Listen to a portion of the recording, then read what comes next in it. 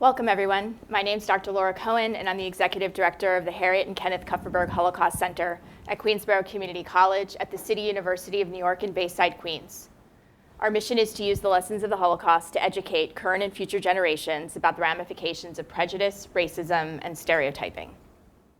Thank you for joining us both in person and online tonight to commemorate Yom HaShoah, Holocaust Remembrance Day. According to the Conference on Jewish Material Claims Against Germany, otherwise known as the Claims Conference, there are approximately 220,000 Holocaust survivors still living in more than 90 countries. 96% of them are child survivors who were born between the years of 1928 and 1946, ranging in ages from 78 to over 100, if you can imagine that. This year also marks the 80th anniversary of the liberation of the Auschwitz-Birkenau death site in Nazi-occupied Poland, where in the span of 5 years, over 1.1 million people were murdered. Faced with these grim statistics, the duty to both remember and connect the past with the present has taken on even greater urgency. Our program this evening is entitled Raising the Stakes, Assessing the Impact of Rising Antisemitism on Holocaust Education, and features our keynote speaker, Dr. Oren Stier.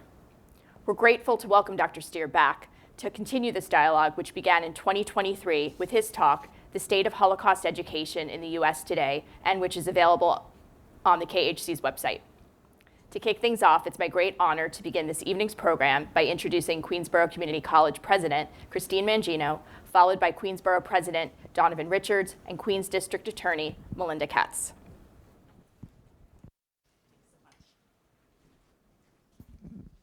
Thank you, Dr. Laura Cohen, and good evening. My name is Dr. Christine Mangino, and I am the president for Queensborough Community College. I would like to extend a warm welcome to everyone joining us in person and online to hear tonight's keynote lecture featuring our distinguished guest, Dr. Oren Stier. Today, on Yom HaShoah, we remember the victims and survivors of the Holocaust here in our community and around the world. Now, more than ever, we must remember what they endured and heed the lessons of the past. These are uncertain times for many, and understandably, this has created feelings of concern and worry within our community. Queensborough Community College has and will remain committed to combating anti-Semitism, racism, xenophobia, and all other forms of discrimination and hate here on our campus. This means cultivating safe spaces for our Jewish students in the face of rising anti-Semitism. And it means providing resources for members of our campus community who are particularly vulnerable right now, including our international students. For me, never again means standing up for people who are at risk and why the work of the Kupferberg Holocaust Center resonates so strongly. Because we know all too well that when one of us is in harm's way, none of us are safe. Thank you to the KHC's advisory board members joining us tonight, many of whom are second-generation survivors and have been associated with the center since it was founded. I'd also like to acknowledge the contributions of Mark Kupferberg and his parents, Harriet and Kenneth, who clearly understood that KHC's importance here at Queensborough. We are also grateful for the ongoing support from two elected officials who are also steadfast in their resolve to protect our community, Queens District Attorney Melinda Katz and Queensborough President Donovan Richards, both of whom we will hear from now. Good evening. I'm Queensborough President Donovan Richards, and welcome to the Kupferberg Holocaust Center's commemoration of Yom HaShoah, also known as Holocaust Remembrance Day. Today, we come together to mourn the 6 million Jews and millions of others who were murdered by the Nazi regime and its allies. We come together to say never again will we allow another example of horror and extermination on a massive scale to occur. And we come together to remember that although the Holocaust ended 80 years ago, the anti-Semitism that led to it has not. Anti-Semitism didn't start with the Holocaust. And anti-Semitism didn't end with the Holocaust either. Rampant, unchecked anti-Semitism is what allowed the Holocaust to take place. And as time passes, our world's commitment to the pledge of never again is being challenged yet again. We will soon reach the point where there will be no one on earth who was alive when the Holocaust took place. No one to remember the true horror of that time. That begs the question of what we can do today to make sure that sort of evil cannot happen tomorrow. The Comfortberg Holocaust Center has long been trying to find answers to this question. And as part of its continuing mission, the center has tonight convened what will be a thought-provoking discussion about the impact that current anti-Semitism is having on Holocaust education. With Holocaust denialism and anti-Jewish hatred growing as the Israel-Gaza conflict continues, educating people about the Holocaust is more important now than ever before. But if we learn anything from the Holocaust, it's that we all share one common humanity, and we all have mutual obligation to each other. We have a duty to keep the memory of the Holocaust alive so we never forget what can happen when hate is allowed to fester. So I thank the Comfortberg Holocaust Center for convening tonight's event. I'm proud Queens is home to such a worldwide leader in the study of the Holocaust and its legacy. And I hope tonight's event leads to further advances in our understanding of the Holocaust and how it remains relevant to us today. It is events like these that bring us closer to a world free of all forms of hate and violence. Thank you so much for having me. I'm your Queensboro President, Donovan Richards. Be blessed. Today on Yom HaShoah, I'm grateful to the leadership of the Comfortberg Holocaust Center as we honor the victims and survivors of the Holocaust. Holocaust Remembrance is so important, especially in the face of rising anti-Semitism across our nation and around the world. In the words of Estelle Laughlin, a Holocaust survivor, memory is what shapes us. Memory is what teaches us. We must understand that's where our redemption is. We need to teach present and future generations what happened when hatred goes unchecked and intolerance is allowed to fester. Together, we remember the innocent lives systematically killed in this horrific murder campaign. In remembrance of their lives, we vow never again. Our call to action must meet the unique challenges of our time. We find ourselves in an era where those who would deny and distort the history of the Holocaust are finding insidious ways to spread their lies and disinformation. And so, the work ahead of us is urgent. We must continue to support Holocaust education and awareness efforts and can recommit ourselves to eliminating anti-Semitism of all forms of hatred. As we know, anti-Jewish rhetoric has increased dramatically, and it is shared widely on social media. As the Queens District Attorney, I'm committed to protecting our Jewish communities. According to the NYPD data, there was a steep rise in hate crimes against Jewish New Yorkers after the October 7, 2023 attack on Israel. Anti-Jewish attacks alarmingly increased by 67% from October 23 to October 24 and accounted for more than half of the total number of all hate crimes reported last year. Queens experienced a 16% increase in anti-Jewish attacks within that time frame, which accounted for 49% of all hate crimes reported in this borough. Our Jewish neighbors have faced increased threats of violence, harassment, vandalism, and assault. We've also seen instances of vandals damaging and destroying holy statues in front of our churches. This is unacceptable, and I will continue to do everything in my power as the DA of Queens to combat hate crimes. Here in this borough, we represent more than 190 countries and 200 languages. That diversity makes us unique. It is our strength. It's what makes Queens home. As we pause today in memory of the victims and survivors of the Holocaust, let us remember that it is important not only to remember, but also to act. Let us act with courage that outshines hate. Let us act towards a vision of safety, kindness, and inclusivity for Jews everywhere. And let these actions be a legacy that is worthy of the memories of our lost ones. Thank you, and may their memories be a blessing.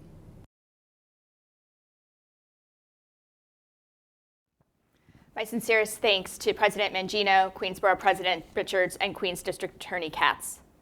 Our event this evening is underwritten by the Yehoshua and Edna Eisenberg Holocaust Memorial Fund. Rabbi Eisenberg was the KHC's longtime scholar in residence here who created some of the center's most powerful exhibitions. Tonight's event is co-sponsored by 11 organizations across the United States, and they include the Holocaust and Human Rights Education Center in White Plains, the Reeves Center for Human Rights and Conflict Resolution at Christopher Newport University, the Center for Jewish Studies at Queens College, the Martin Springer Institute at Northern Arizona University, the Genocide Studies Program in Yale University, the Holocaust Genocide and Interfaith Education Center at Manhattan University, the Wagner College Holocaust Center, the Cohen Institute for Holocaust and Genocide Studies at Keene State College, the Center for the Study of Genocide and Human Rights at Rutgers University, the Institute for Genocide and Mass Atrocity Prevention at Binghamton University, and the Ray Walpaugh Institute for the Study of the Holocaust, Genocide, and Crimes Against Humanity at Western Washington University.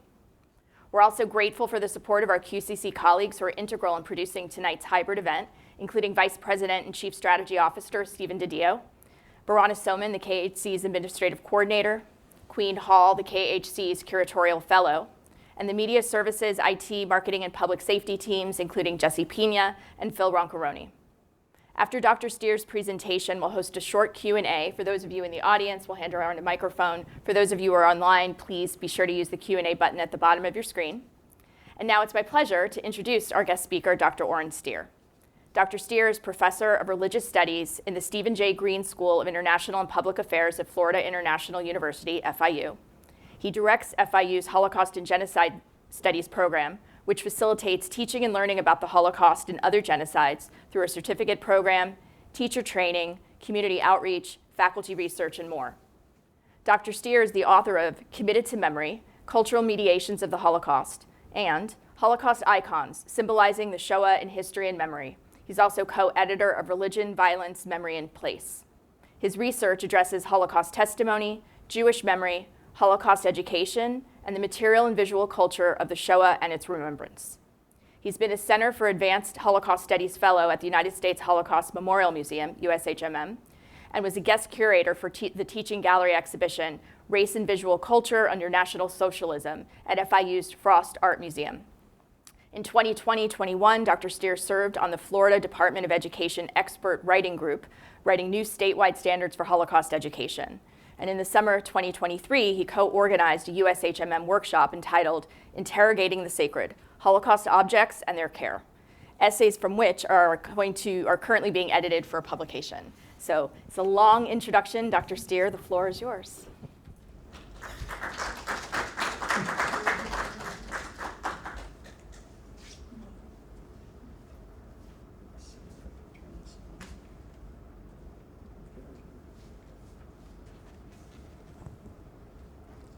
Is that working?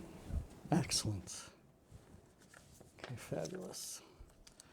Well, thank you, Laura, and thank you to the Harriet and Kenneth Kupperberg Holocaust Center and the Yoshua and Edna Eisenberg Holocaust Memorial Fund for underwriting today's event. I'd like to begin by thanking QCC President Christine Mangino, Stephen DiDio, VP and Chief Strategy Officer, Queensborough President Donovan Richards, and Queens District Attorney Melinda Katz. I appreciate all of your commitment to today's event. And I also want to acknowledge the many co-sponsors listed on the flyer that Laura already just listed. A real special thanks to Laura Cohen for inviting me back to the KHC. As she already mentioned, I spoke previously for the center on November 9th, 2023 on a similar topic. The state of Holocaust education in the U.S. today. My own personal title for the talk is actually, Does Holocaust Education Work? We should note that that talk was on the anniversary of the 1938 November pogrom, commonly referred to as Kristallnacht, and only 1 month after the brutal and devastating attacks on October 7th. One could not have imagined that 566 days later, there would still be hostages in Gaza and that the devastating war would continue to grind on.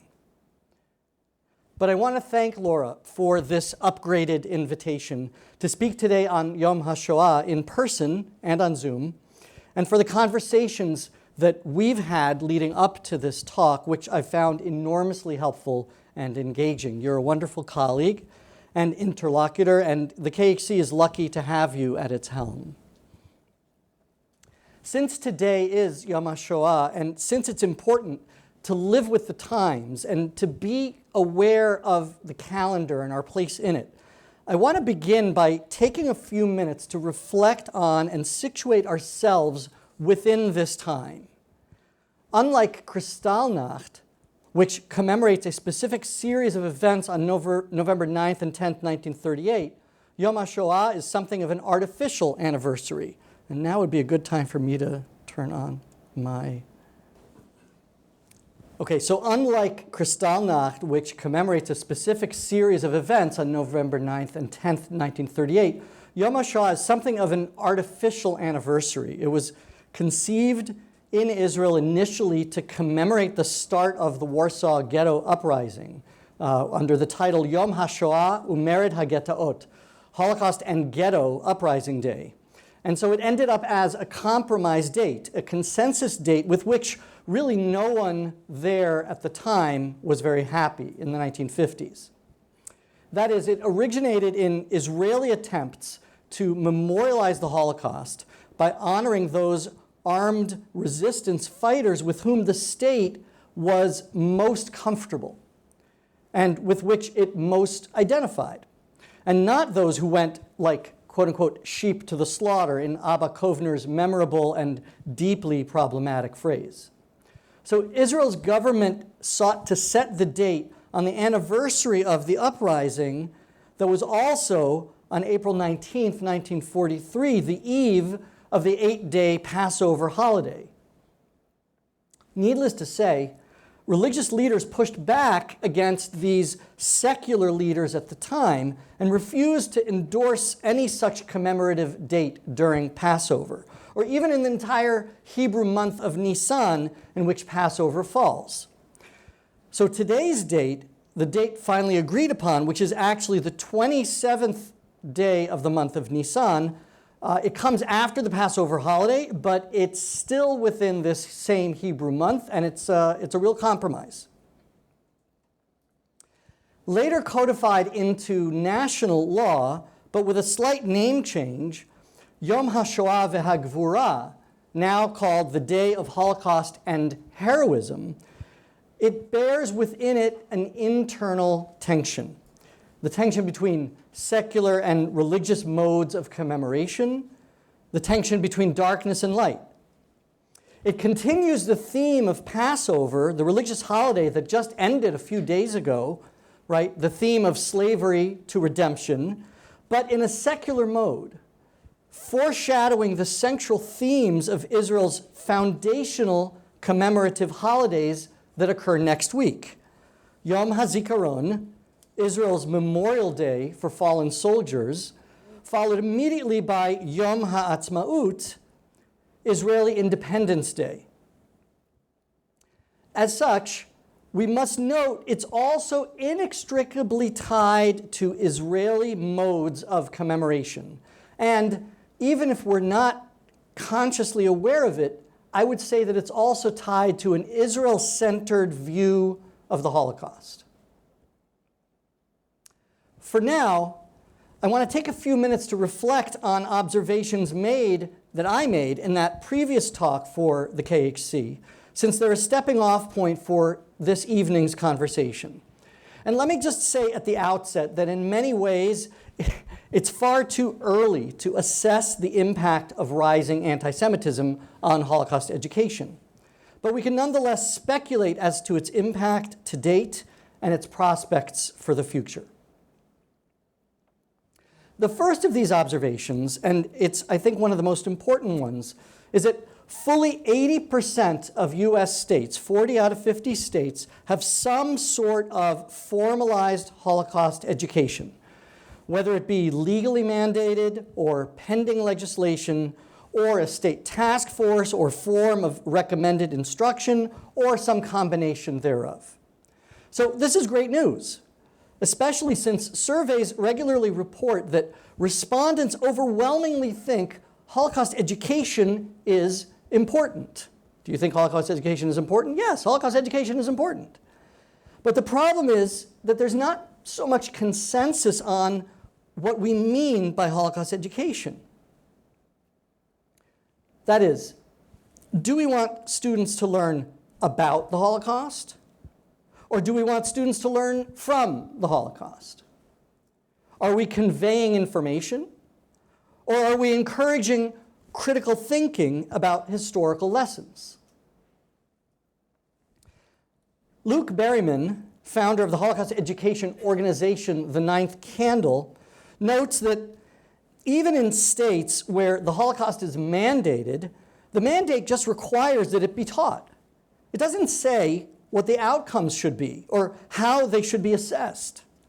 Requiring social science teachers to just teach the Holocaust is like requiring math teachers to just teach quantum mechanics. It's not that simple. There are other problems as well. In my previous talk on the subject, I outlined a range of weaknesses that Holocaust educators, as well as researchers studying Holocaust education, face. These include largely unfunded mandates, a lack of hard data on outcomes, weak state certification requirements, vast disparities in implementation. I mean, that is that there are teachers who teach the Holocaust for one lesson once in one day in 1 week, or maybe for a whole month, or their whole elective courses on the Holocaust. And finally, a lack of guidance as to how teachers should implement their state mandates. These issues aren't going away, and they may be getting worse. On one hand, it's true that state-supported Holocaust education has grown considerably in recent years. 20 out of 29 state mandates were created only since 2018.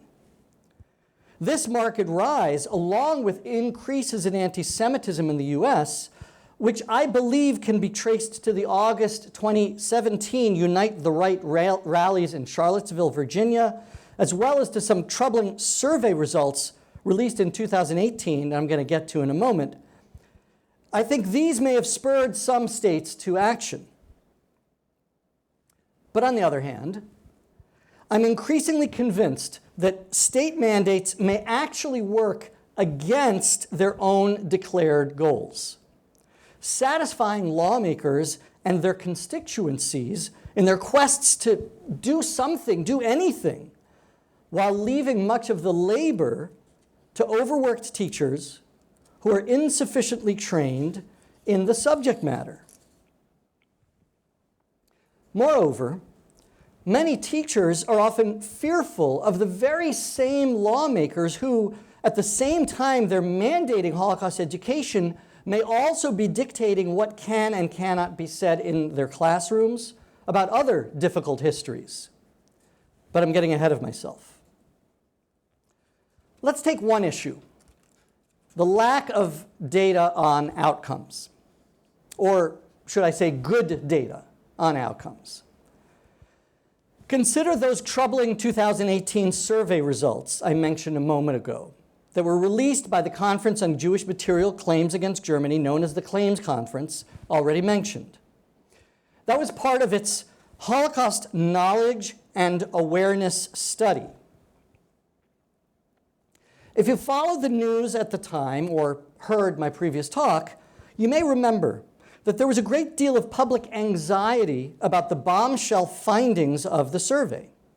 For example, the statement, nearly 1/3 of all Americans, 31%, and more than 4 in 10 millennials at the time, that was defined as those aged 18 to 34, that is born between 1986 and 2000. So 41% of millennials believe that substantially less than 6 million Jews were killed, 2 million or fewer, during the Holocaust. That one received a lot of press. Or this one. There were over 40,000 camps and ghettos during the Holocaust. By itself, by the way, that's a shocking statistic that most people don't know, right? That's just that's like being said in passing to the next thing, though, right? 49% of millennials cannot name a single one of them. Another bombshell finding. These findings were indeed worrisome, but it's important to see them in context. For instance, the latter finding was in response to an open-ended question that read, "During the Holocaust, Jews and many others were sent to concentration camps, death camps, and ghettos. Can you name any concentration camps, death camps, or ghettos you have heard of?"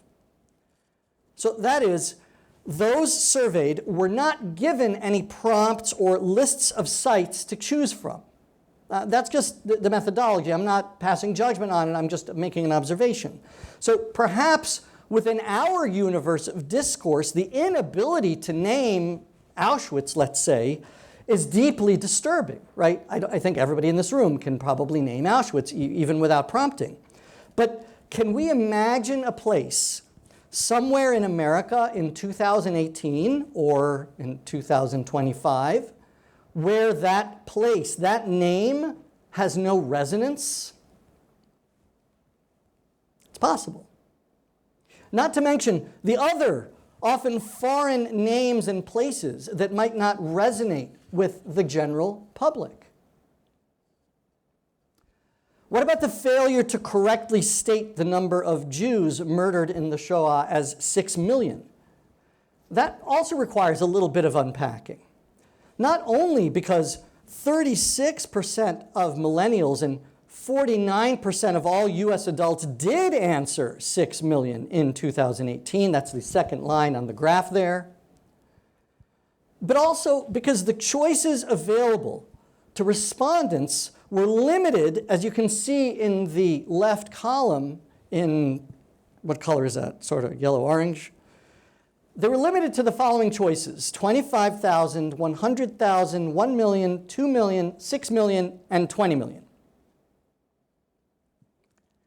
That is to say that respondents were not given any options between 2 million and 6 million to select, nor between 6 million and 20 million. Again, I don't know if the response would have been different if they had been given other options. I'm just observing that they weren't, right? So I just wonder what the responses would have been if other numbers between 2 million and 10 million were offered, let's say, as choices. Maybe just a counting, 1, 2, 3, 4, 5, 6, 7, 8, 9, 10. Right? Pick the number. I don't know. So I don't write surveys for a living. I don't know how they're built or constructed. I'm sure there are good reasons for this. I just want to point out that it's one thing to declare that kind of bombshell finding. It's another one to try to understand how it's constructed and where it comes from. The Claims Conference released the results of another US survey in 2000 that included state-by-state findings. The national results were, no surprise, not much different from those 2 years earlier, while the state-level findings were more revealing, and I talked a lot about those in my talk a year and a half ago, and I'm not going to get into them again, but it is available as a recording. Now, this past January, the Claims Conference released the findings from a new survey conducted November 15th through 28th, 2023. That is about 6 to 8 weeks after October 7th. And their 8-country index of Holocaust knowledge and awareness polled adults in the US, the UK, France, Austria, Germany, Poland, Hungary, and Romania. Now, this is neither the time nor occasion to dive into these most recent findings, so I'm just going to highlight 3 things. First, the number of Americans who could not name any of the over 40,000 concentration camps, killing centers, death camps, killing sites, transit camps, or ghettos was virtually unchanged since 2018, right? 48% now versus 49% then. You see the circled numbers at the bottom of the table. But respondents in European countries showed themselves to be much more informed, ranging from 26% who answered don't know in the UK, France, and Romania. You see that circled in orange, down to only 7% in Poland, circled in blue. So that was the first thing. Second observation. Also unchanged was the question about the number 6 million. And the US response actually dropped a bit. It was 49% who said who answered 6 million in the positive to the question, how many were killed, in 2018, and this year it was 44%. So that's actually a drop. That's fewer people responding to that question being able to name the number correctly as 6 million, about 5% fewer. And the shift, if you look at the data, the shift goes towards both the higher total numbers, right? A little bit of a spike in the 20 million vote, for example, and towards greater uncertainty. There's a spike in the number who just said they just didn't know. Okay, and my third observation. Overall, when compared to the total numbers of adults surveyed, and apart from Germany, where things look less dire, you see in the table Germany indicated in blue, it's the only place where the bar graph goes the other way between total numbers and those 18 to 29, right? So those 18 to 29 years old expressed markedly greater Holocaust skepticism, right? The statement is that the Holocaust happened and the number of Jews who were killed during the Holocaust has been accurately and fairly described, right? Look at that disparity in France among the younger generation, 18 to 29, right, who are noticeably more likely to believe, to be skeptical about the Holocaust. And also, with France leading the pack, is the statement that the Holocaust happened, but the number of Jews who were killed during the Holocaust has been greatly exaggerated. Again, look at that disparity in France in particular, leading the pack with a great degree of skepticism or feeling that the numbers were greatly exaggerated. So this is very interesting, and again, we're not going to dive into it, but this is very interesting because it puts some more shape on that earlier survey question about just guess a number. And it gives some indication that, yeah, there are some issues of concern, particularly in those under 30, who don't really put a lot of stock in what they may or may not be hearing about the Holocaust. So overall, the survey noted troubling trends among those youngest adults across all countries. And in the most extreme case, 1 in 5 French adults, it's France again, I'm sorry, don't move there. 1 in 5 French adults, I hope I didn't just offend somebody online, 1 in 5 French adults saying that they had not heard or weren't sure if they had heard of the Shoah prior to taking the survey, while 46% of young adults, those ages 18 to 29, in particular in France, had not heard of the Holocaust or weren't sure if they had heard of it. These are some concerning statistics. So there's much to delve into and unpack here. We can't even begin to do so now, but I want to make a few observations. One is that despite including questions assessing Holocaust skepticism and the prevalence of Holocaust denial and distortion, all of which can be indicators of anti-Semitism, the Claims Conference's 2025 Index of Holocaust Knowledge and Awareness, remember that's the title, the Index of Holocaust Knowledge and Awareness, did not ask about or assess anti-Semitic attitudes outright. And I don't presume to know why, possibly because the survey was already ready to go. But even though the surveys were conducted in the immediate wake of the October 7th terrorist attacks and the subsequent war in Gaza. Another observation is that the survey revealed overwhelming cross-country support for Holocaust education. Depending on the country, between 90 and 96% of respondents answered yes to the statements, it is important to continue teaching people about the Holocaust, in part so it doesn't happen again.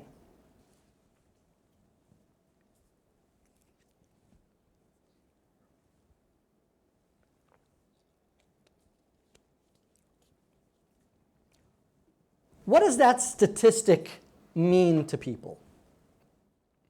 These are the same people who can't necessarily name any of the sites where the Shoah occurred, or don't know the total number of Jewish victims, or for that matter, cannot accurately identify the victims' countries of origin or the roles played by and the identities of perpetrators and ordinary citizens. These were other questions in the survey that I didn't dive into.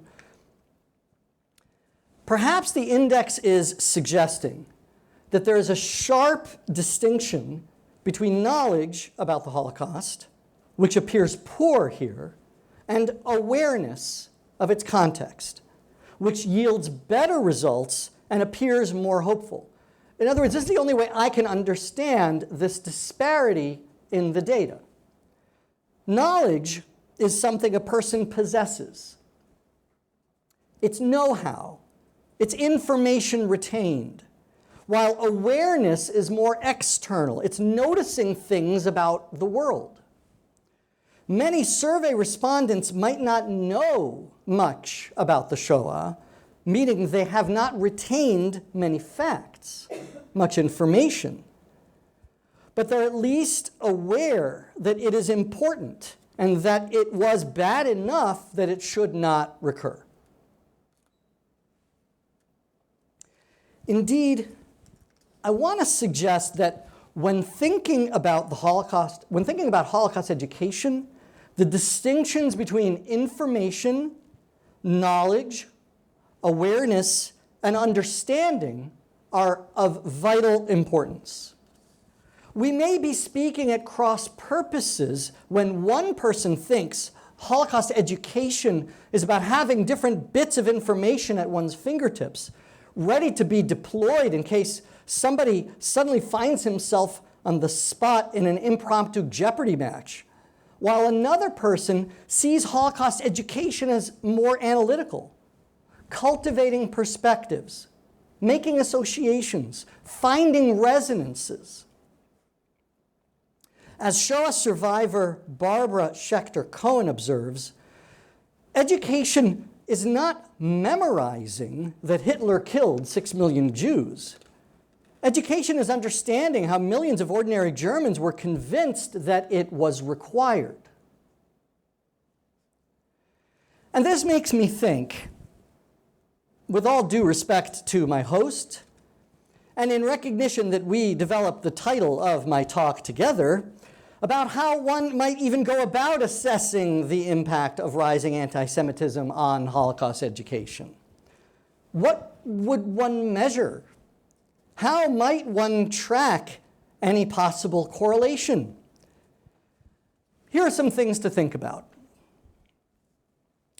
For current anti-Semitism to influence Holocaust educational practices, we would need to teach not only the causal connections between historic anti-Semitism and the Holocaust, but also link the Holocaust to continuing anti-Semitism after World War II up until the present day, thus recognizing that the Holocaust did not solve the problem of anti-Semitism. Post-war pogroms against Jews returning to their former homes are a useful tool for this kind of lesson. And perhaps this is the significance of the 2025 Claims Conference question, assessing the degree of agreement with the statement, something like the Holocaust, another mass genocide against the Jewish people, could happen again today, where out of the 8 countries surveyed, the measure in the US was the highest, with a total of 76%, more than 3/4, agreeing on some level. Now, agreement might reflect public awareness of a climate of contemporary anti-Semitism, or it might reflect concerns over authoritarianism or other factors. But this analytical framework would reveal a positive correlation between rising anti-Semitism and a corresponding increase in Holocaust education, however that might be manifest and measured. But a negative correlation is also possible. This would occur when the increased threat of anti-Semitism forces Holocaust education practices into retreat, into a defensive posture, lest the anti-Semites and their allies turn threats into realities. But such retreats are possible also without overt anti-Semitism, as when political shifts undermine the institutional infrastructures that support the teaching of the Shoah and other difficult histories. So these potential trends are not mutually exclusive, and indeed they can and do exist simultaneously. And that is one of the challenges of Holocaust education today. And it should be noted, Holocaust education is not solely about anti-Semitism. It's not only reactive. Our challenge is to find and communicate Holocaust education's intrinsic values.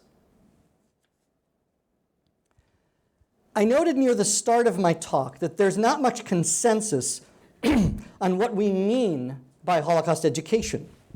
Right? I said, do we want students to learn about the Shoah, or do we want students to learn from the Shoah? In this regard, we should also take note of differences in Holocaust education at different scholastic levels. Let's take Florida as an example. With a 1994 K-12 mandate that's the oldest in the country, along with New Jersey, both mandated in 1994, but it was updated in 2020, adding an annual certification requirement and material defining anti-Semitism. And the latter means, by the way, that now in Florida there is a statutory connection between teaching about the Shoah and teaching about anti-Semitism, whatever that exactly looks like. But when the expert group of which I was a member attempted to set educational standards for elementary Holocaust education, now some people would call elementary Holocaust education an oxymoron, but we have a K-12 mandate, so to fulfill the mandate, you have to come up with something for elementary school. And what we came up with was essentially teaching tolerance as an age-appropriate prelude to teaching about anti-Semitism and the Holocaust, because of course you can't show horror pictures to kindergartners. We were rebuffed by the state and told that the standards that we had proposed were really character education, and they didn't belong under the rubric of teaching and learning about the Holocaust, except that we have a K-12 mandate, but okay. So as a result, the K-4 portion of Florida's mandate has no defined standards, right? No character education kind of created in terms of actual standards and benchmarks for teachers to use. Grades 5 through 8 are not much better, with only 2 very general benchmarks stating that students will, depending on grade level, either define or examine the Holocaust as the planned and systematic state-sponsored persecution and murder of European Jews by Nazi Germany and its collaborators between 1933 and 1945. Essentially, a definition. The standard in middle school is to know a definition. The remainder of Florida's new Holocaust education standards all apply to grades 9 through 12 and are mostly points of information. I'm currently working with some colleagues on a study of exactly how the 9 through 12 standards in particular map onto the mandate and kind of trying to reveal where the gaps are. So stay tuned. That is as if to say that learning about the Holocaust is primarily passing a kind of Holocaust literacy test. Now, the state mandate does not apply to universities in Florida, nor anywhere else to my knowledge, though the marketplace of electives competing for limited student credit hours does have a strong influence on what is actually taught. I mean, not all of my courses go through, let's put it that way. We must also consider venues for Holocaust education that are outside of or supplementary to the classroom. And these include Holocaust memorials and museums, many of which have rich and engaging educational curricula for school groups and individuals. And they also include commemorative gatherings like this one. And the reason why I say this is, this actually comes out of a conversation I had on a panel recently. I'm not going to tell you which one, but where a very distinguished colleague of mine was arguing that the only place we have impact is in the classroom. And he kind of presented as proof, sales of my books. Well, if nobody's buying and reading my books, so therefore I don't have any impact. And I wanted to say exactly this point, but I didn't have the presence of mind to say it then. So I'm saying it now, in case he's listening. Commemorative gatherings, museums, memorials, they also participate in the project of Holocaust education. Holocaust education is not just limited to the classroom. Ideas are powerful in informal educational settings, and indeed, such examples of experiential learning serve as valuable bulwarks against the all-pervasive and pernicious influence of the internet and its increasingly distorted presentations of reality.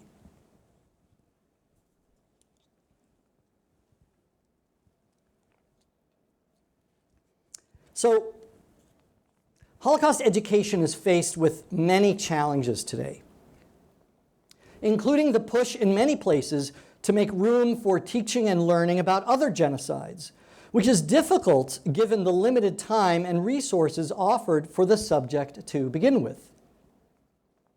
But it does help force the question of relevance and resonance. Auschwitz-Birkenau ceased operations as a factory for mass murder just over 80 years ago. For a 12-year-old or a 20-year-old, this is ancient history. Why should they care about it?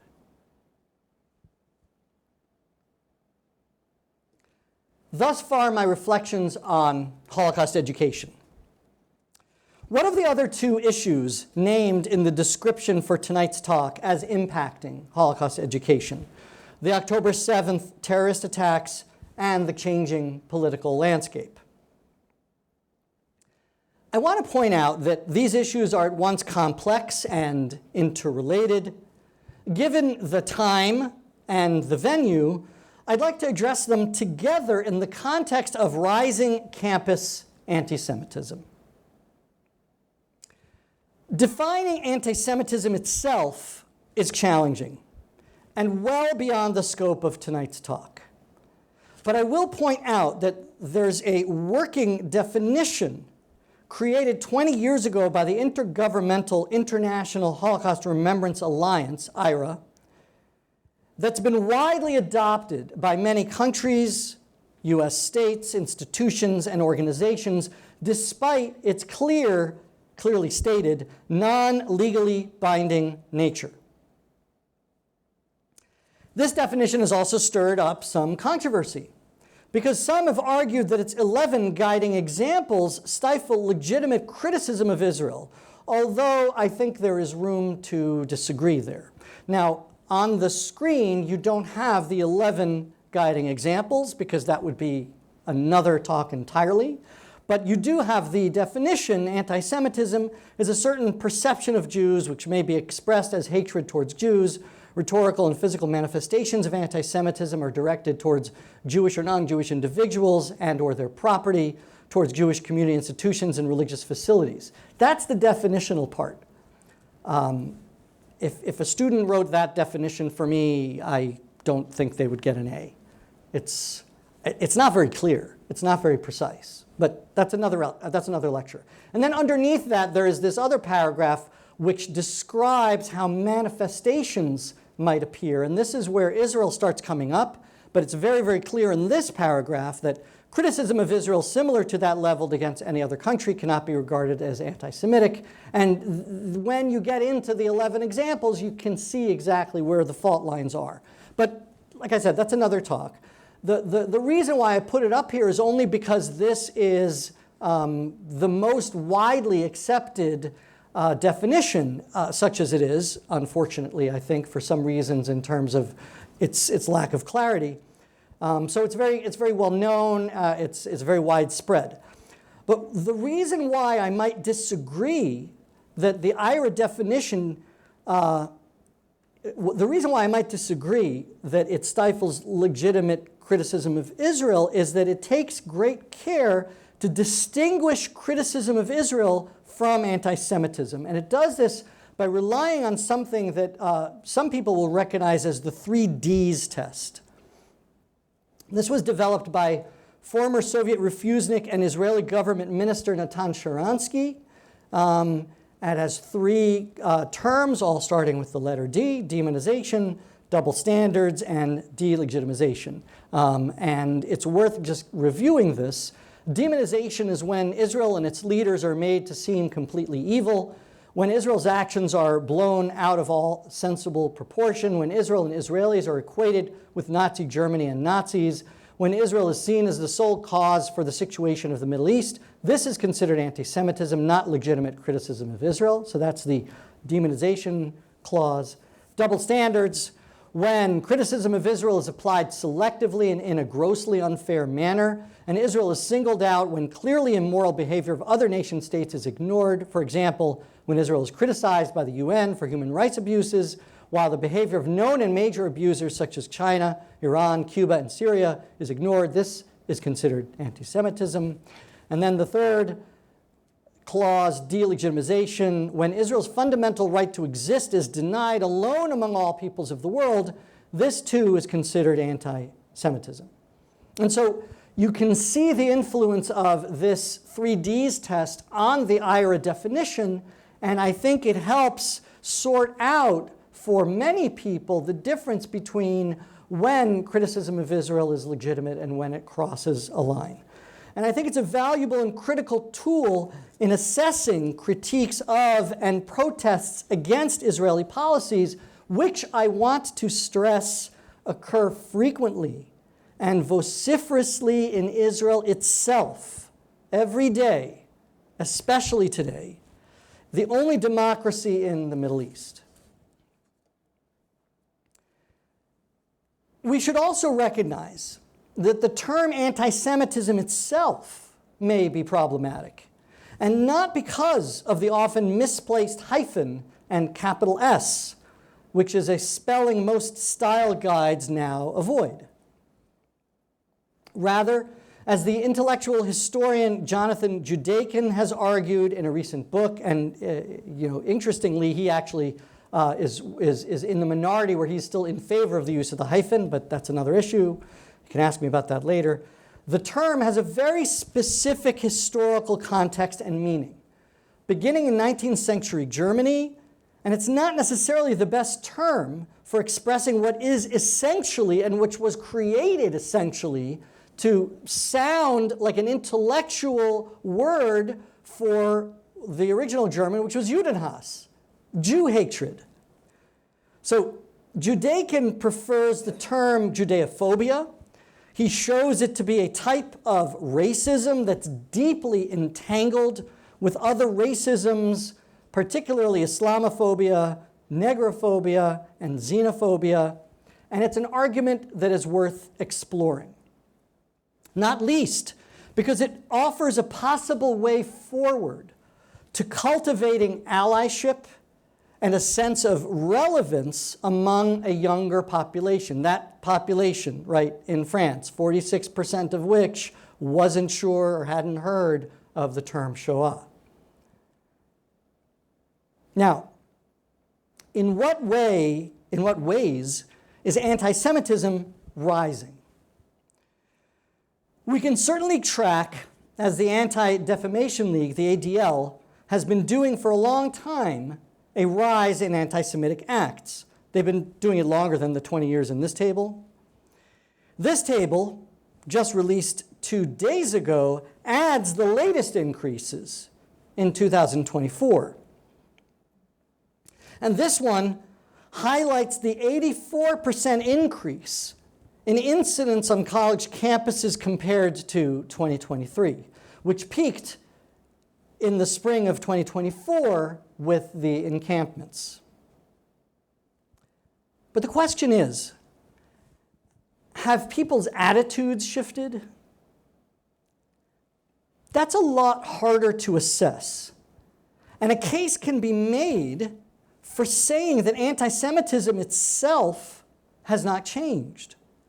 Only people's readiness to express and even act on it outright. And earlier I looked at 2017 when I think a lot of this kind of came out more publicly. A colleague of mine, Jennifer Lemberg, has said that she thinks it started in 9/11 in 2001 when things began being said out loud, right? Private thoughts became more public thoughts. Social media and its echo chambers and its algorithms are a huge part of this story. Perhaps in some ways it's better that we at least know more about what people are thinking because they feel freer to say it. Perhaps. Knowing what people are saying gives us at least a chance to respond and to educate. You know, I'll tell you just a little story. When I was interviewing for my job at FIU, I gave a guest lecture. It was very innocuous. It was about the temple in Jerusalem. It was about Jewish sacred space. But somehow there was some sort of a Q&A afterwards, and somehow the question related to how many Jews are there in the world. And I heard a student mutter just loudly enough, "Too many." And I thought, wow, okay, you know, there's a job to do. Things have gotten a lot better, by the way. So this brings me to the aftermath of October 7th. Because people were saying and also not saying a great deal afterwards. I want to put this in the context of just 3 things that are still shocking to me personally. Shocking in a, I really shouldn't be surprised given kind of my professional hobbies, but I'm surprised anyway kind of way.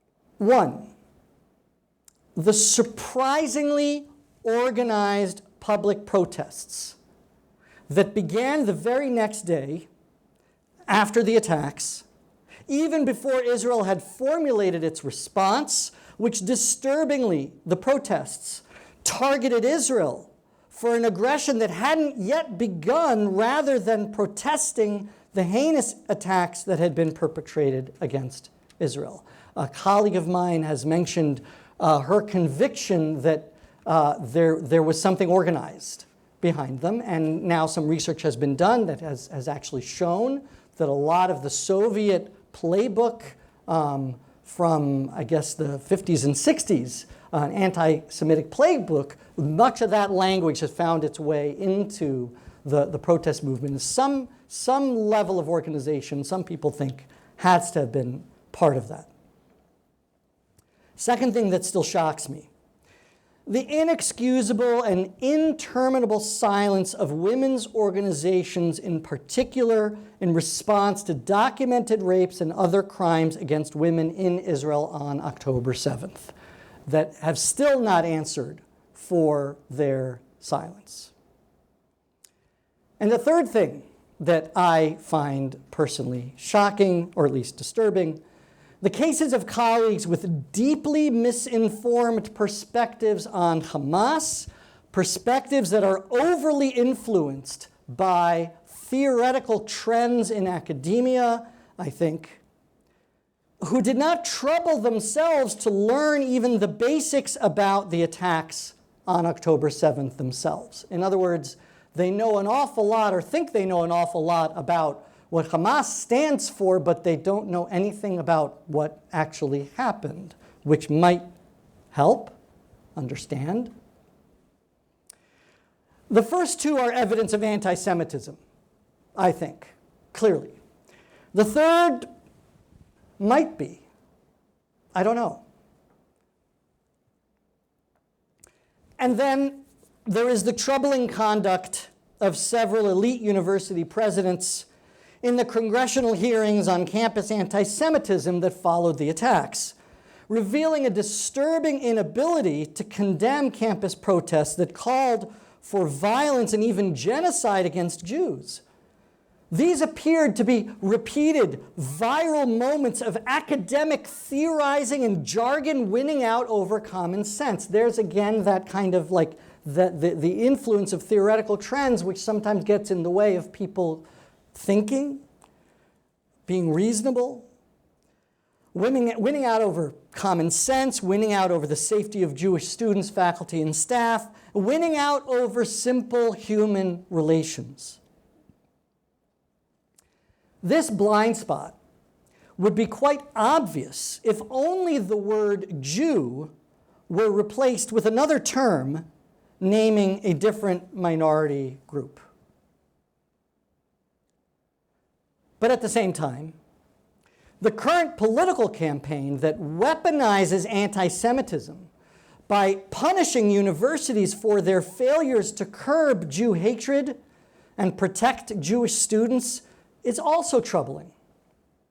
Not only because the threatened punishment is disproportionate to the crime, but also and especially because it has rapidly revealed itself to be a Trojan horse operation aimed at reshaping the university in a particular ideological image, all in the name of protecting Jews. Such friends like this, I don't know if we need. Indeed, it strikes me as a classic bait and switch.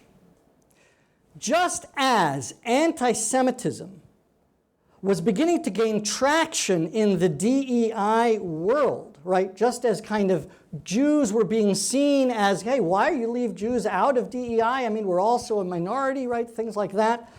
DEI was declared dead. And Jews were very quickly moved over. Anti-Semitism was very quickly moved over to a civil rights issue, a Title VI issue. And in stating that it is protecting civil rights on campus by cracking down on anti-Semitism, the government is practically daring campus leaders to challenge it and risk getting caught again for not doing enough to protect Jews. Singling Jews out for this special treatment and ignoring other minority groups not only undermines civil rights, but the related punitive measures such as the withholding of federal funding for important medical research also risk rebounding against the very population the measures are said to protect. I would not be surprised if these threats on behalf of Jews end up exposing Jews to more harassment. Meanwhile, right-wing anti-Semitism is growing unnoticed. What happens when the political winds change again?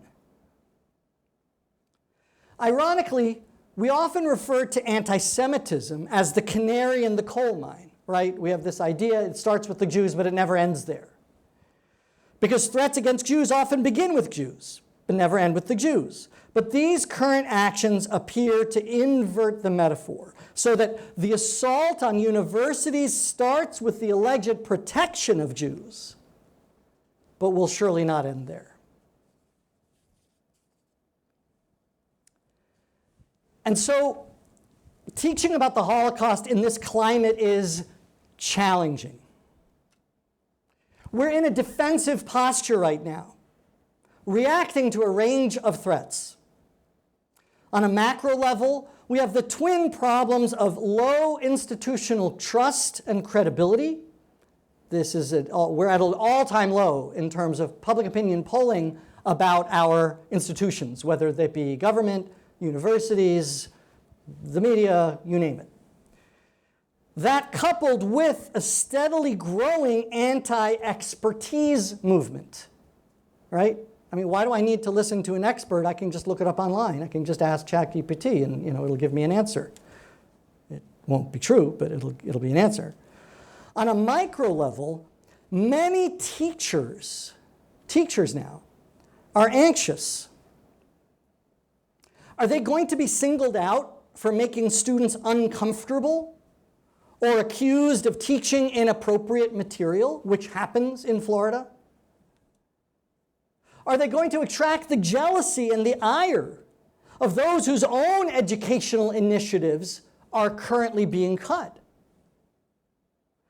Are we going to end up teaching others to know us only as victims, even as others see us only as perpetrators? Is there any way to end this presentation on a hopeful note? Probably not. But allow me to conclude with some basic principles that I've collected.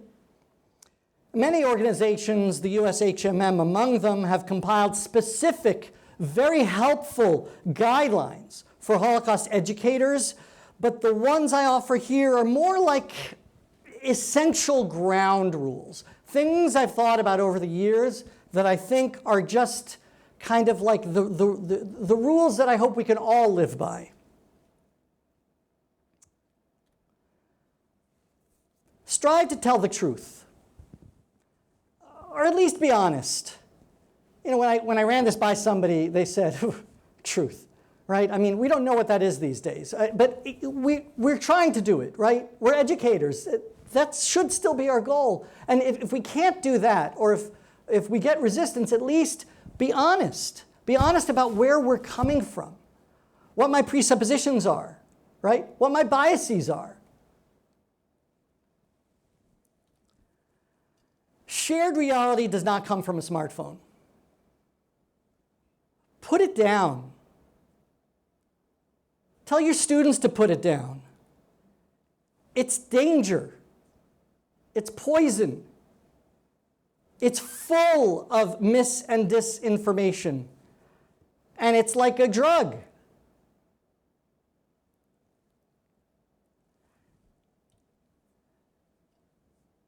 I was going to say also, shared reality does not come from a smartphone, right? Meaning that when people revert to their little phone bubble universes, it's the sense that we share any kind of reality is lost, unless we happen to share the same bubble.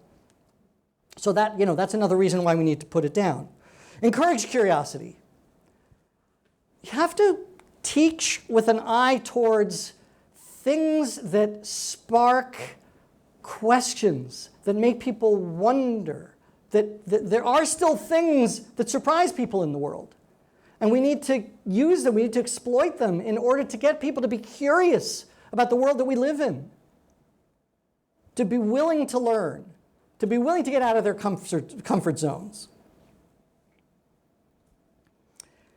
This fourth one is pretty obvious, I think, from what I've said today. Facts don't teach themselves, but facts alone also do not teach much. Education is not just about memorizing facts, suffice to say. Cultivate empathy. In addition to encouraging curiosity, that curiosity also has to be about other people. You know, the whole, I don't want to get into like walking in others' footsteps. There's all sorts of aphorisms and all sorts of witty rejoinders to them. But the point is that we need to cultivate a sense of concern for one another. And then finally, and I say this in every class of mine, at the end of every semester, if you see something, say something. Before COVID, before all the concerns about security and bombs and public places and things like that, my understanding of this is that if you see something going wrong in where you live, in your community, you have to say something about it. When students ask me, what is the biggest lesson that you want us to take home from any one of my courses about the Holocaust. It is, if you see something, say something. Things were going on in Germany in the 30s, after the Nazis came to power.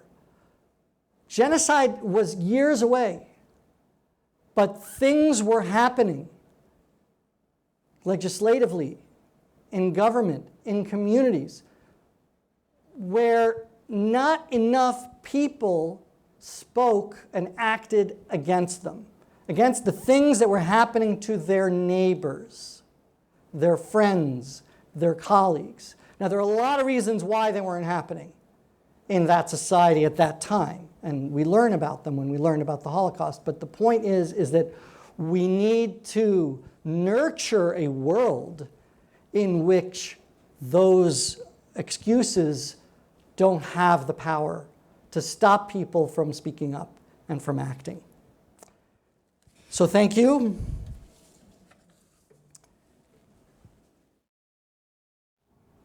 Thank you. You're welcome. I am so grateful for our conversations and the way that you speak about the extremes and also the gray.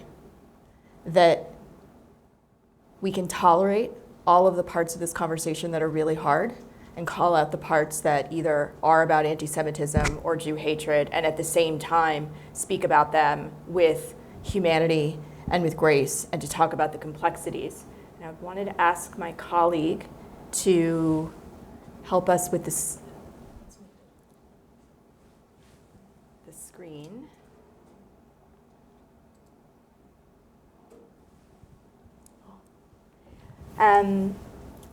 So what's your day-to-day like? I'm curious. Yeah, so it really varies. I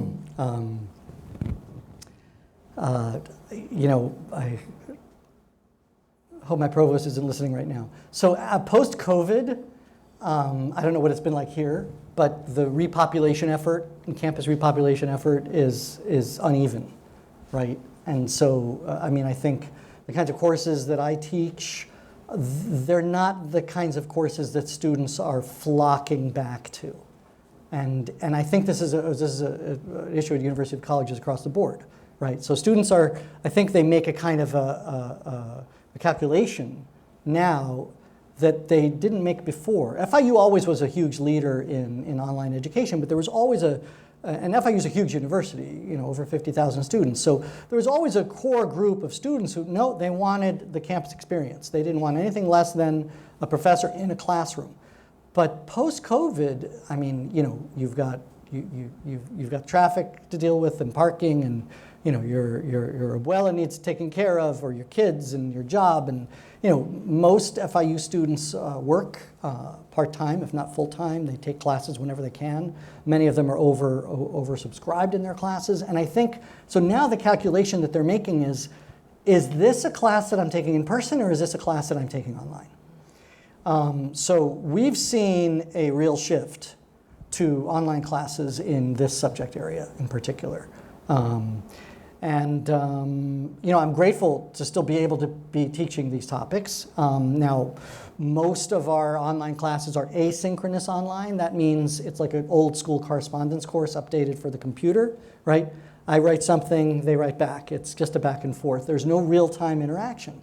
And I really, really miss that. And I used to say that was absolutely essential. You cannot teach about the Holocaust without having people in a room together in real time, working through the difficult issues, the gray areas.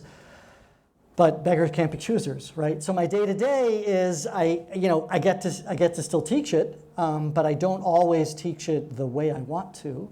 And that means that I have to do a lot more work, I think, behind the scenes, and have to figure out how am I presenting this, and how am I adding friction to the learning so that students will think about the difficult issues more. And that's a challenge. That's a real educational challenge.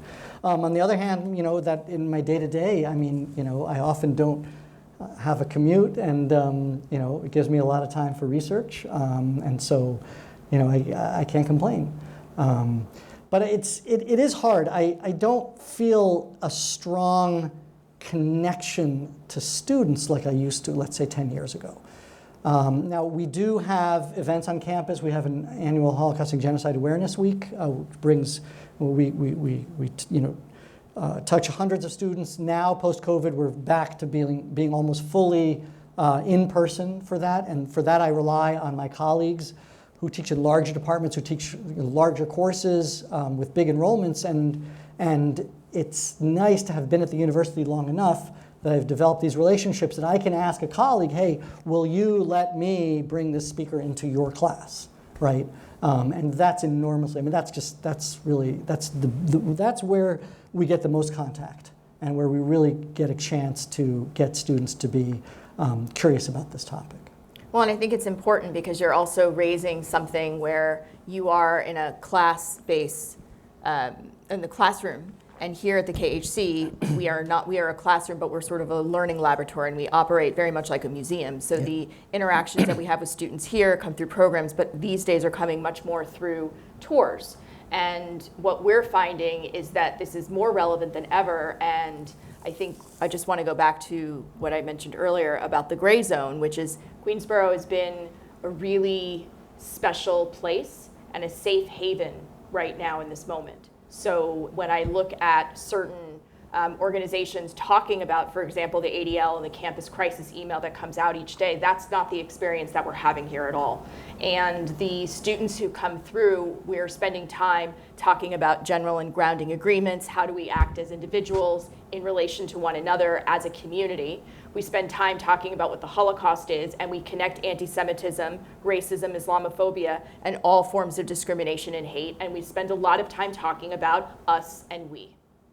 And I know that in the field of Holocaust education, I'm hitting on some nerves here, but it's very much resonating for our students. And when we come through it from that perspective and we identify all of the different victim groups and we're able to help students also situate themselves in this moment, they relate. And I can say after doing many tours now with students, what I find most inspiring is they're making connections with what's happening now, and they're also much more interested in the nuances and the history of the Holocaust and specific details. And I think that that also recognizes that we're in a moment where things are changing very rapidly. I wanted to ask if anyone here in the KHC has a question. Otherwise, we can move to some of the questions and comments that have come in online. All right. So the first one. You know, I'm just going to jump in though, just because I do want to say that that issue, when you look at Holocaust education, that issue of relevance and resonance, that issue of looking at the present in order to get a window into the past, if you want to cultivate that curiosity and that empathy, it's absolutely necessary. You can't just teach at students and expect them to, have anything to do with it at all. They have to find their way in somehow. And so I do think that those aspects are important. Now, people, and also I think maybe it's my training, because I was trained in religious studies, and so a lot of that training, they used to call it comparative religions. It's not really called that anymore, but there's a process of comparison that every human brain goes through 1,000,000 times a day, right, of differentiating one thing from another, this from that. And that is how our brains work. And so, I remember some years ago where the museum in Washington came out with a terrible statement that was hundreds of academics protested immediately, that they said that they were against analogies. A particular incident created it, but when we are against analogies, of course we're not against analogies. Analogy is the way the brain works, the way the brain thinks. But making an analogy is not the same thing as saying something is something else, right? And so, yeah, students may come in and they might say, isn't this thing that's happening just the same as this thing that's happening, right? That's a political statement. And it's important to say, no, it's not. But we can put them next to each other and let's try to learn what are the similarities and differences, right? How do they resonate one with the other? So it's struggling with that discomfort, struggling with what's difficult, that's where I think that curiosity can be cultivated. So I'm going to read off the first one by a senior scholar in our field. And he says, I believe we would do well to distinguish between Holocaust education and anti-Semitism education, which are different things. By the latter, I don't mean history of AS, meaning anti-Semitism, but approaches that allow students to get into the insides via engaging imagery and text that convey, quote, who is this creature, the Jew? And I'm curious if you can talk a little bit about that in participatory learning and helping students. I guess the question here is delineating between Holocaust education and anti-Semitism education because of the fusion right now and the complexity of trying to tease these out. Yeah. It's a great question. It's a very thoughtful and thought-provoking question. I mean, look, I don't think I can answer all of that now. I mean, right now, there's this huge conflation. But, you know, the questioner is correct that they are two very different things. And in many ways, anti-Semitism and learning about anti-Semitism has not really had any kind of a moment in the university context. And I think it's going to. I think as many universities right now struggle with the current conditions, in fact, they are very rapidly trying to figure out where does anti-Semitism awareness, let's say, fall within their purview. But they are two different things. And the Holocaust, you know, anti-Semitism is one of the causes of the Holocaust, but not the only one, right? And the Holocaust is an example of anti-Semitism, but not the only one, right? So you've got these two Venn diagrams, and they overlap partially, but then they're also really distinct. But how to, look, there are basic conditions, there are basic sort of terms for teaching that really shouldn't change that much, right? About trying to cultivate that curiosity, that awareness, that empathy. And yeah, the subject matter, it's important to point out, the subject matter is distinct, but at times overlapping. And this builds on that. It's a question I'm very grateful for one of the directors of the KHC who's asking the question, while this talk is framed as how anti-Semitism shapes Holocaust education, but for many who historically invested in Holocaust education as a solution to anti-Semitism, now find themselves at a loss to explain, quote, the failure of this effort to end hate. While this was perhaps never the goal for Holocaust educators ending anti-Semitism, how does the world we currently find ourselves in shape or reshape how we teach, or should they not? Should we instead continue doing what we have always done as scholars and educators of a particular history? In other words, how does the current world change what we are doing as educators? Yeah, that's another big one. So on one hand, it shouldn't change it at all. And I think that idea, that kind of Pollyannish sort of notion that we give people enough Holocaust education and anti-Semitism will just kind of wither away and die. I mean, I don't know if anybody ever really was seriously considering that. Maybe some institutions, I'm sure not this one, in their quest to try to get grants and donations and other things, set that up as a potential goal. But the fact is that hate, and this particular kind of hate, is we're not going to teach it out of people. I don't know if we can teach anything out of people.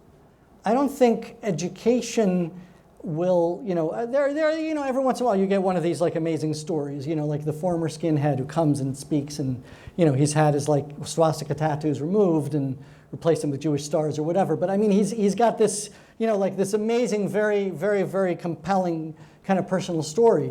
But by and large, what we do is we try to fill in the gaps that maybe led somebody down the wrong path and try to bring them back onto a more informed path. But it's like trying to convert somebody. If somebody's truly hateful, You're not going to change them, and you're certainly not going to change them by bringing them to a museum or having them take one of my classes. Maybe there needs to be some sort of like a scared straight program for anti-Semites. But until we come up with that mechanism, we're not going to teach it out of them. So I think that was always a pipe dream. And so we need to fall back on what we know. And maybe it's actually, in a way, it's good. I mean, what I said there about knowing now what people are thinking, they're not hiding it, that maybe that's good. I really mean it. I mean, I think better that we know that we don't know, right? Know who your enemies are. Figure out how to deal with them, both legally, politically, and also educationally. So we continue doing what we're doing, and we don't have any illusions about what the outcome is going to be. That's, I think it's realistic. Maybe it seems like a smidgen less hopeful, but I think it's realistic, and that's better. So we have one more question, because we're approaching 7:30. As we think about, you just talked about, you can't teach our way out of this. How important? We can't teach our way out of hatred. Right. Okay. Right. We spend a lot of time right now when students come in and we're talking about the law and we're talking about contemporary affairs and we're talking about states and countries and the United Nations and all of these things. So building on that, how important and can we expect or should we be able to integrate things like teaching liberal democracy and civics within Holocaust education, or is that a huge mandate that we can't necessarily get into? I think we have to. I think the big disappointment, and I don't presume to speak for the group of 10 that was trying to draft these new educational standards in Florida, but I do think that the majority in the group probably share the sentiment that we were very disappointed that we had these really lofty goals, right, for what Holocaust standards would do, not just in terms of making sure that there are things that students know, but that also that we cultivate their awareness and their understanding, and that they make these connections, right, to the ways societies are governed today, to the story, of the definition of the term genocide, and ways that states have or have not acted in the wake of that. The development of the UN, and all of these institutions and regulations, in many ways they owe their origin, or at least a huge part of their narrative, to World War II and the Holocaust. And we had these high hopes for how we would therefore use the Holocaust as a way into educating students about civics, right? About what it means to be a responsible citizen. If you look at the language of the Florida mandate, it says that. We didn't make it up. It says that. It's really quite a nice statement of aspirational, what it could be in Florida, right? So we looked at that and said, okay, so we're going to do this. What are the pieces that lead into actually doing this? And that it ended up not being what the state wanted at the time. It didn't want those issues to be kind of baked into the standards. The idea of the standard is something that I probably didn't understand well enough when I, got roped into doing that thing. So I think but in our classrooms, for sure. I mean, what's the point of education if not to build better citizens? Isn't that the whole point? So this is our part in that. Thank you so much, Dr. Stier. It's always such a pleasure to be in conversation with you, and thank you for sharing of your time and your insights so freely with our community. Thanks to everyone who joined us today in person, and thank you to all of everyone joining us online. We hope you stay. I always get tongue-tied about this. Be safe, be well, and the recording will be posted on the KHC's website in a few days. Thanks so much. Have a wonderful evening. Thank you.